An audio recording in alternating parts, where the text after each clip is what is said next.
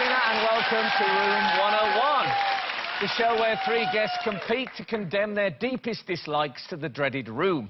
They'll have to argue their case well, because in each round only one item can be chosen. The final decision is mine.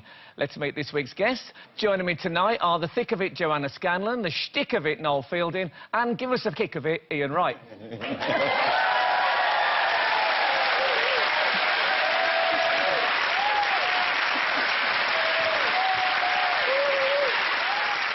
Anyway, as they used to say on a lower low, good moaning. So what's Noel's choice? Spiders. Oh, that... It was like they had a debate first. Shall we applaud? Whole gamut of emotions. Yeah. So why? Why spiders? Well, I recently went to Australia and that was a whole nother ball game. I mean, I'm frightened of spiders here, but in Australia, they are massive. I mean, literally, one picked me up at the airport. In a taxi. It's still on your head.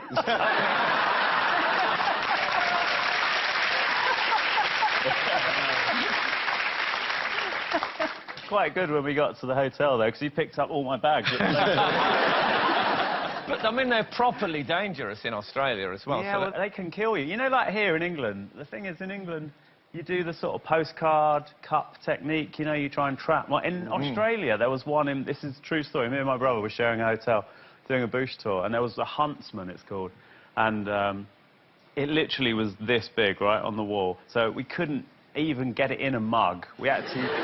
I had to go to the kitchen and get a mixing bowl. Yeah. And we had to use an album. I used Abbey Road, right? This is a true story. And because mixing bowls, they're see-through, they're sort of magnifying. So it was that big anyway. When I put the mixing bowl, its head was bigger than mine. I could see its cheekbones. It was awful. So I slid the album underneath it and took it outside, and I put it out, and it didn't even just go in the bushes. It walked down the sidewalk like a man. Like a man would. It just went off. Crossed the zebra crossing. Must have got the idea from Abbey Road. So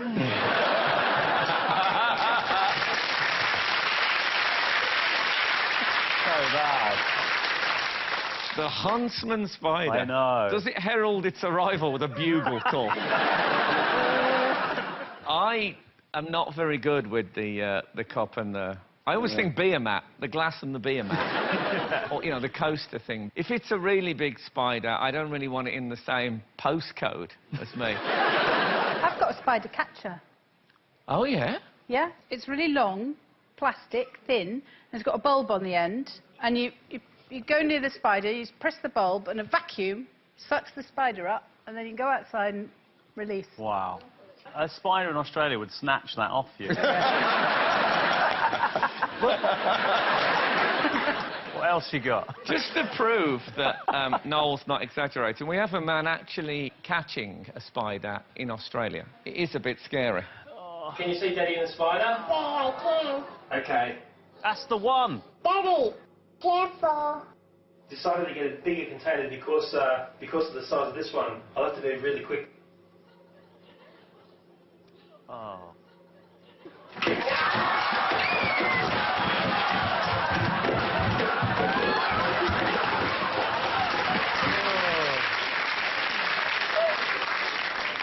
That's what I'm talking about. No. They do nothing, and then right at the last minute... Yeah. Can you find any admiration for them? Because they're remarkable creatures, aren't they?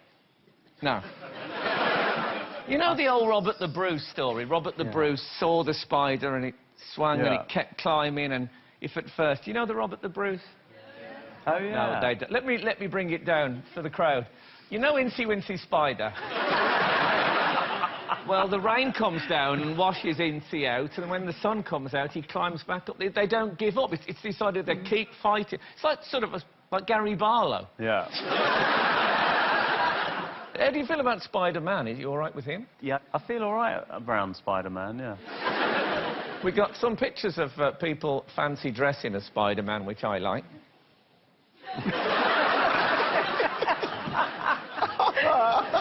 That's not good enough, in my opinion. Spider bloke, that is. Yeah. What about this guy? Wow. Now, I think if he walked round the perimeter of a football pitch, the fans would chant, "Who ate all the flies?"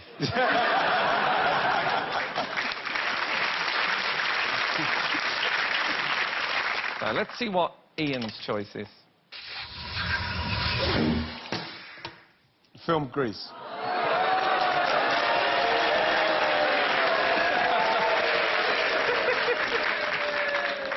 I hate that bloody film. When I was younger, it was all cool, and John Travolta had done Night Fever and all that stuff. He's a great dancer and that, and it's fine because, you know, when you're growing up, it looked pretty cool. They had the cars and everything. But as you get older, and like I've got daughters now, I was watching it the other day, and I thought I don't like Grease now. You know, you've got the girls, really decent, Olivia Newton-John, gorgeous, beautiful, nice gear. She's wearing nice clothes. She's wearing everything. She wanted to get the guys, so in the end, she had to dress up in that tight leather, high heel wearing, red lipstick, smoking biker chick to get the bloke. And I thought to myself, I don't want my girls to see Grease. Wow. So, tell me more.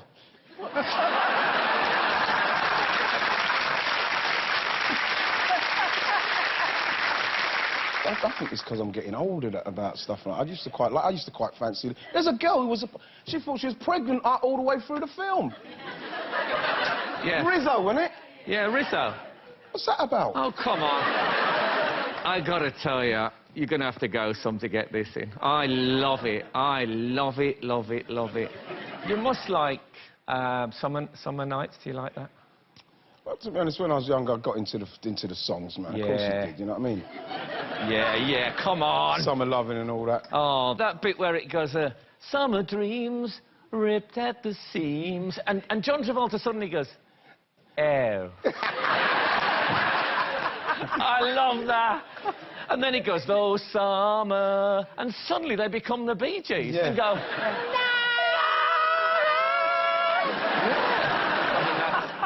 You must like Grease Lightning. And the song was great, but like, there's too much other stuff that's going on that I don't like with the film. There are good influences. I think the whole Grease Lightning sequence sent loads of young boys off to join Quick Fit. Shall we watch Grease Lightning? Let's watch a bit of that, because it's pretty good. What could be Grease Lightning? Grease Lightning! We'll get some overhead lifters, some 4-barrel balls, oh yeah. Keep talking, won't keep talking.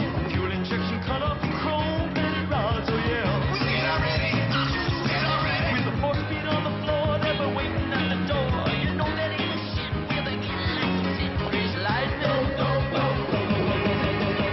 Grease Lightning, you're burning up the quarter mile. Grease Lightning, go, Grease Lightning.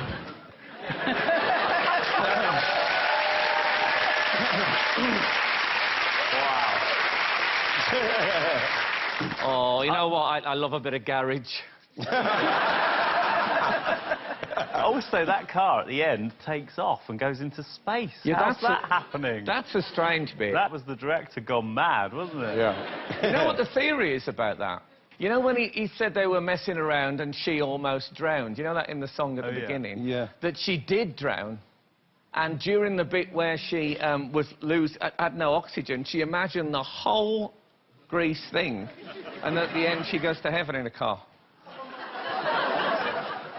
Good night. No, that is a theory. You might have ruined Grease for me. Oh, don't say that. Good. I think...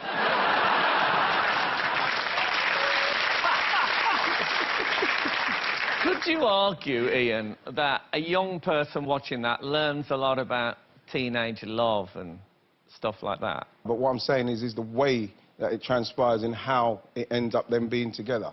I mean, she's not pregnant in the end, Rizzo. No, she's not, but they're having sex at school. They all look about 37, It's to be true. fair. There's a thing now, you might not believe this, but there's a song in Greece which I have never been able to sing without crying. Okay. And that is... Can you guess which one it is? Hopelessly Devoted. It is. I was just singing it at home the other day, and I just lost it. I was telling the production team about this, and they said, try singing it on the show. And I don't know if it'll work here, obviously, because but shall I give it a go? Yeah. Sing from the heart, Frank. That's, you know, sing from the heart. Guess mine is not the first heart broken. My eyes are not the first to cry. I'm not the first to know. There's just no getting over you. But baby, can't you see? There's nothing else for me to do. I'm hopelessly devoted to you. But now there's no way to... Since you pushed my love aside, I'm out of my head. Hopelessly devoted to you. You're crying, man. Hopelessly devoted to you. Oh, God. I can't do any more. It's too much.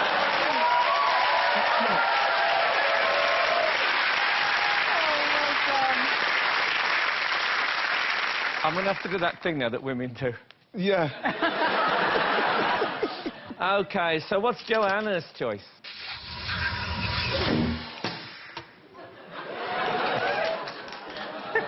I don't even have to say it. Bad toast etiquette. I have a thing, which is that if you put your knife into the butter and then you put the butter on the toast, you spread it with that same knife. Then you go back to the butter, possibly even go into the jam, the peanut butter, or the Marmite.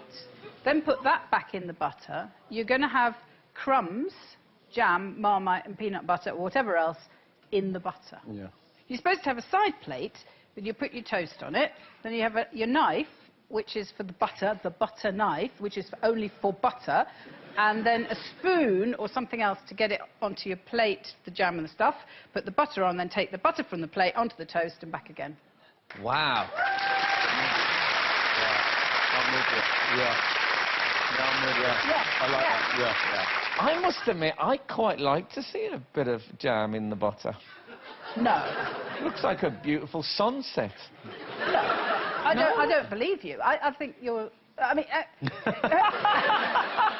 it is a disgusting sight. I don't think it is. Yeah, it's weird. Crumbs particularly. I know they're microscopic, but there's something really, for me, very visceral about it. When I put the, because I do it. That's why I've been a bit quiet. I put the Here we I don't go. do the Marmite. I do the jam. But what I do when I do go back into the butter after I've been in the jam, I try to go back to where I've left jam and taken that out of the butter. And, Yeah. Yeah. Yeah. So Yeah. I'm trying to clean up. Yeah. Trying to clean up after myself. So I'm trying to anywhere where there's bits of jam, I'll take that bit of butter. And You'd be amazing at a murder scene.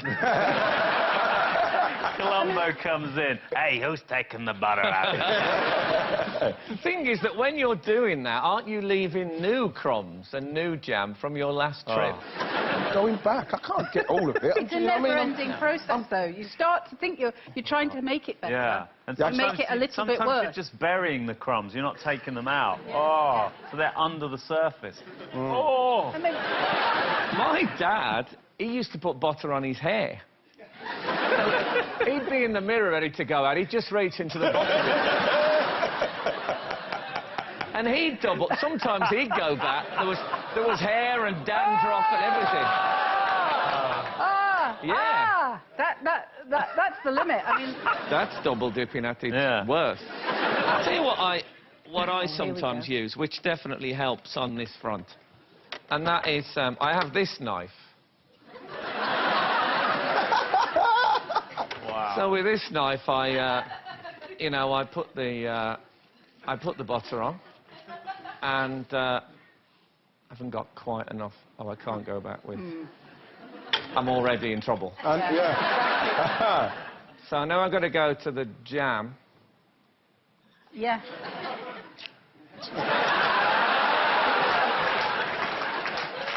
Wow. All absolutely fine. So. That's a cool knife. Yeah. You also get jam in. You get jam in the butter. You get butter in the jam. It's a two-way street, Joanna. But it's not a matter of whether you mind. It's about consideration for others, isn't it? Yes, but I don't get that from my partner. My partner insists that all the butter in our house is kept in the fridge. So it's like it's like this. It's kind of like cheese when it comes out. It's so hard. So I'm trying to do that. Yeah. Yeah. Can't get in. Yeah. So I tell you what, It breaks the bread, it breaks the toast and all that. That's a nightmare. Yeah. Yeah. That's awful. God, got a that's a chance. nightmare. I've thrown bread away Yeah. because it's broken. Yeah, me at night. too. Yeah. I've moved house because of that. Like, This is what I end up eating, is this. yeah. Yeah.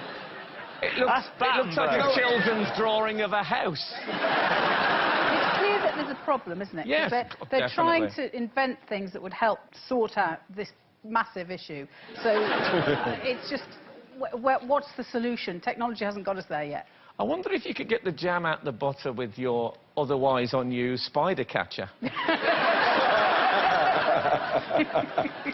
It is. It's a difficult problem, and I can tell here people feel your pain. OK, so we come to the end of that round, and I have to make my decision.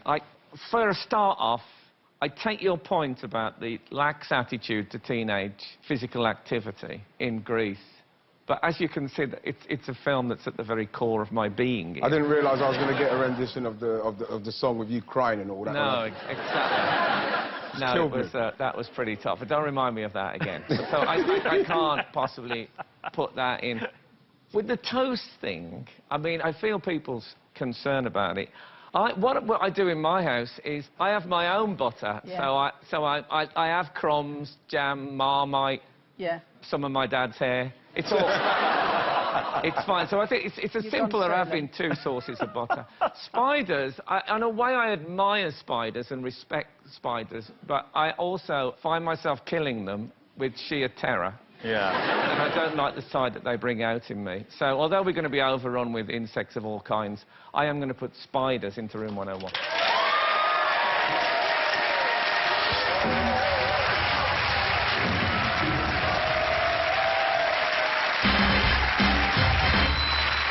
And so to Ian's choice.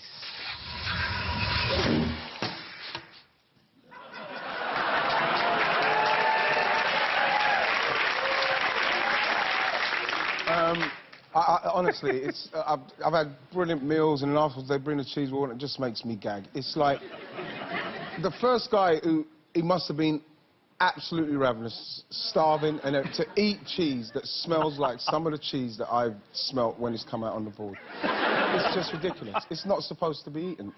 You know what's going to... I think one day the people are going to say, you know something, eating all that stink, you shouldn't have been eating that. It's rotten. It's supposed to be a sign of a sort of a cultured palate, isn't it, if you like? It's sort of a food connoisseur. Can't understand how anyone can get it past this part here, the nose here, to go into your mouth. You know, I like manchego. That smells. No, it doesn't. Oh, yeah, yeah, no, manchego really does not smell. Oh, I really don't like the smell of manchego. That's, of all cheeses, I think that does smell nasty. No, Whereas... man, not manchego. Manchego's a beautiful smelling food. Join us for Cheese Wars.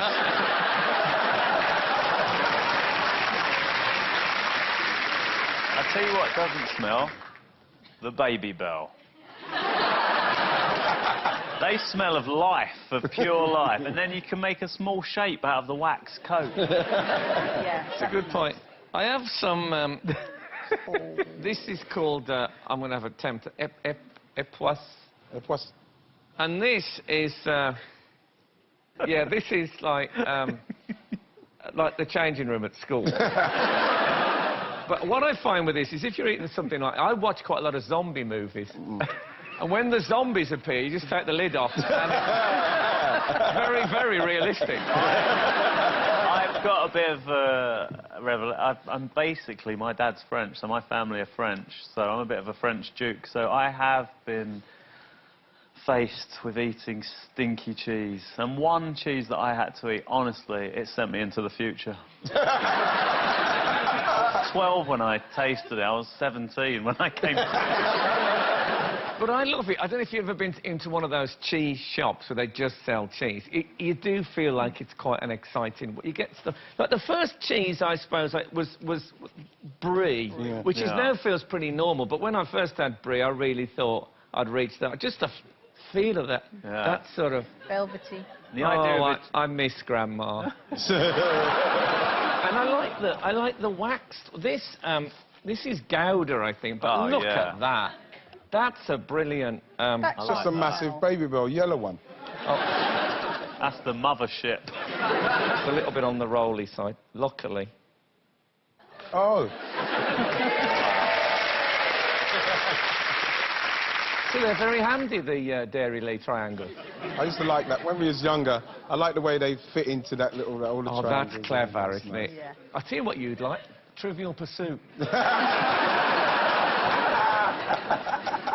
my favourite cheese experience, this doesn't happen very often, but you know when you get the Swiss cheese like this? This is the sliced Leodama cheese. And occasionally, on a day when the whole world is in sync, my patchy thing that I've done from the really hot... It's absolutely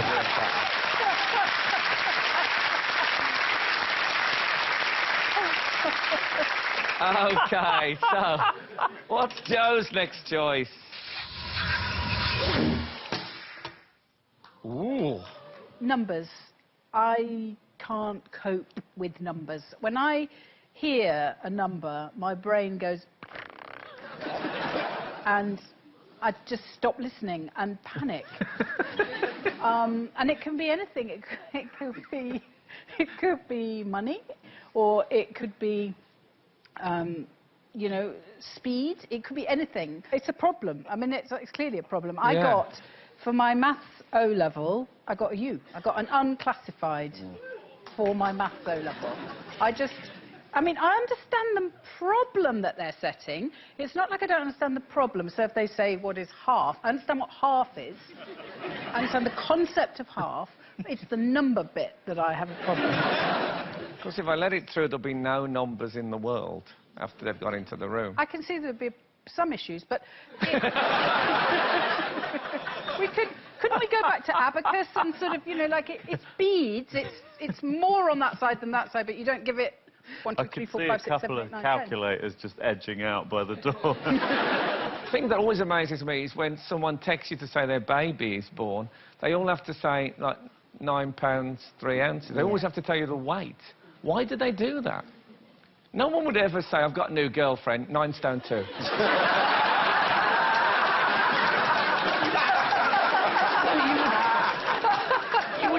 You would never do that. Why is that weird obsession? True. Well, the Americans do a bit, though, do they? When they describe people, they say 200 pounds. Or, you know, they do throw numbers alongside names. I never know what that means, do you? No. No, I have to... It's got to be 400 pounds, that guy. I just Oh. think, is that a lot? Is that... How big is it? Is he a goblin? What's happening? Did you like charts and all that at school when you used to get graphs and Well, things? I mean, I preferred a picture to the number. Yeah. They sort of appeal to me, pie charts. Are you familiar with the Meatloaf song? I would do anything for love, but I won't do that. They actually, they took that song lyric and expressed it as a graph.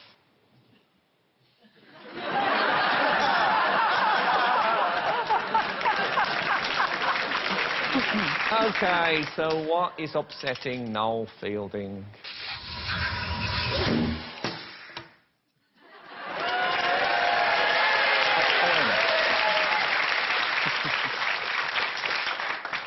I mean, what's the point of hangovers? Why? If we just drank 5 bottles of wine, fell asleep, woke up next day, felt fine, what's the problem with that? What is this rubbish about? I mean, when I was younger, they were fine. My liver the next day would give me a little cheeky warning, you know? Like a mogwai. I'd go... Now, it comes in, like Chewbacca kicks the door down. Gets me in a headlock. Yeah. I mean, I literally am out of the game for 3 days. The only time you think you haven't got a hangover, now, you're still drunk. I've gone through the night. That's how drunk I was. I don't like that fuzzy feeling. I'm not a massive drinker. It doesn't take much for me to the next day, after having a couple the night before, to really, and it stays all day, that fuzzy, horrible feeling. You drink more water. Drink so much water, you know what I mean? Your belly's gushing, your belly's like... I'm a recovering alcoholic. I'll be upfront about it. I used to wet the bed anyway without drinking 3 pints of water before I went to bed. What am I just trying to take the collar down a couple of shades? The trouble is, whenever I talk to people about drinking anecdotes, it all starts off all funny, and then I tell some of my stories, and people just go, oh. You'll particularly like this one. This sort of sums up the show for you. I once went on a massive bender for about 5 days, and I was lying in bed one morning, and I could see spiders crawling about on the ceiling, which were caused by the alcohol in my brain. They weren't really there. So you don't get banter like this on Would I Lie to You? As you get older, they become bleaker and bleaker, the hangovers. Longer, like 3-day hangovers. At 4, that's a holiday, isn't it? That's a weekend break. People say to me now, they say, if I tell them I haven't had a drink since September the 24th, 1986. Ooh, and nice people... song, And people say to me, oh, well, you know, at least you can remember what you did last night. And I say, yeah, nothing.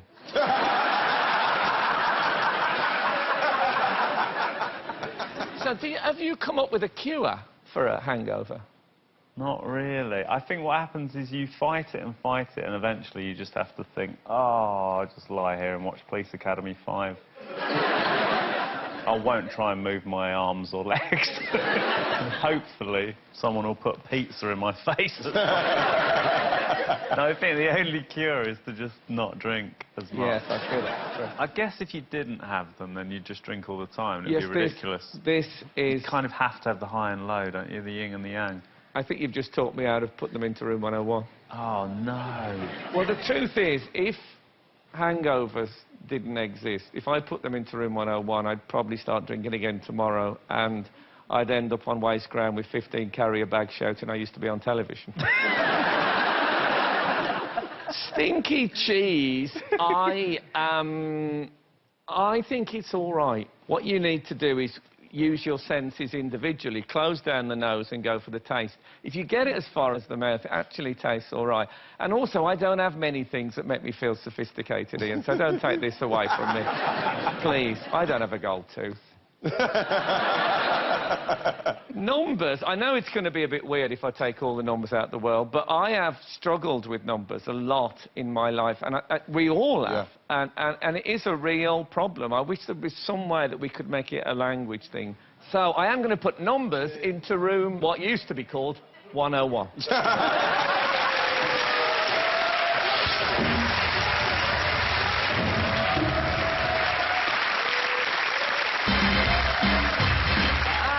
Brings us to the end of the show. Well done, Noel. You were the most persuasive guest, so you are this week's winner.